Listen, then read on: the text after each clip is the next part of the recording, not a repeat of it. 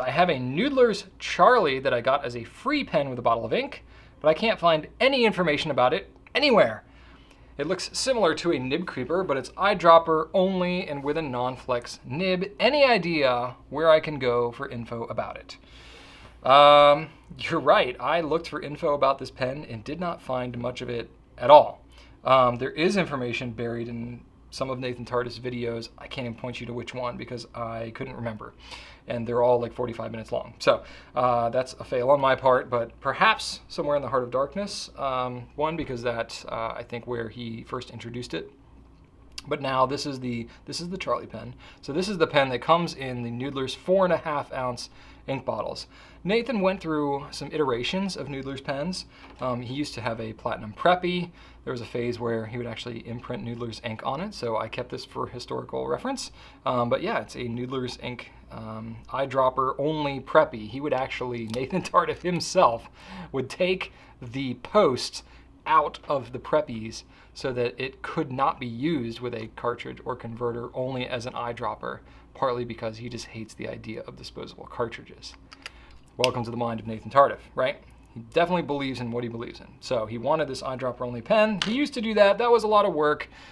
So then he made these pens, which for a free pen, and literally it's free because there used to not be pens included with the 4.5 ounce inks.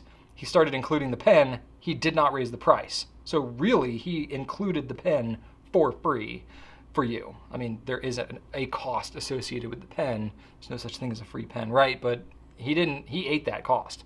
So don't be thinking that like you're getting ripped off or anything, because you're not. I mean, if it works at all, then great, you made a bonus. So here's the pen. It's a clear pen. Because of the type of resin that it is, I don't know why it does this, but it tends to yellow. Especially when it's up against a black like this. I guess it's just some kind of leaching coloration that happens or something, but this is pretty normal on several of the clear Noodler's pens, but this one in particular, when it's up against black like this. It's an eyedropper pen. It comes with some silicone grease on it, I believe. I can't remember. This is a super old pen. This is one of the first ones that came out, and I kept it. It's got an O-ring on here. It's got an ebonite feed on a free pen, which is crazy. And then a stainless steel Noodler's nib, non-flex like you mentioned, but it's that nib creeper size nib. And then the cap itself is this kind of like rainbow vegetal resin colored cap with a black finial and this chrome clip with Noodler's Ink logo written on it. So it's actually not a bad looking pen, to be quite honest with you. And you know, I'm not going to say that like you should buy a 4.5 ounce ink just to get this pen and then consider it free ink, because really the ink is what you're paying. 4.5 ounces of ink, it's huge. It's like a lot of ink. But it's really not a bad pen. So we don't have a whole ton of information on this pen, really, because you can't buy just the pen. It only comes with the ink. But you know, now that I'm thinking about it, it's something that like maybe we can include a little more information on the product pages for those inks that talk about the Charlie pen. I think what happened is he introduced the pen, there was some buzz about it, people were talking about it, and then we kind of stopped talking about it and stopped putting out stuff, and just over time, it's just not been talked about as much. So we need to maybe revisit that again. It's kind of got me thinking a little bit like, okay, could we do a better job of describing what it is, and you know, maybe have dimensions or something. Because it's not a standalone pen, we don't have like all the dimensions and things that we would normally have on like a pen on our product pages. But there it is. So it's a small pen, you're right, it's very similar to the Nib Creeper. In fact, the Nib Creeper, when it first came out, was not a flex pen. It was a standard issue pen.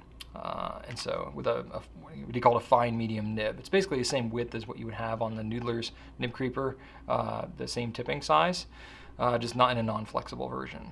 So overall, it's a fairly reliable pen. Some people don't like it, it burps on them or whatever. It's got an ebonite feed, so you can heat set it and you can mess with it a little bit if you want, but most people, they consider it like a free pen. If they ink it up and it doesn't work great for them right off the bat, they basically will just kind of write it off or whatever, and not really spend too much time investigating what's going on. And that's fine.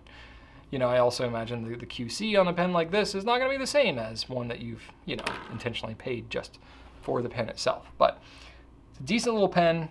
I've had people that swear it off and think it's a piece of junk. I've had other people that literally have told me that it's their favorite pen and they use it every single day. Go figure. But I think it's at least trying. If you're already interested in a Noodler's 4.5 ounce ink and it has that Charlie pen to go with it, maybe give it a shot.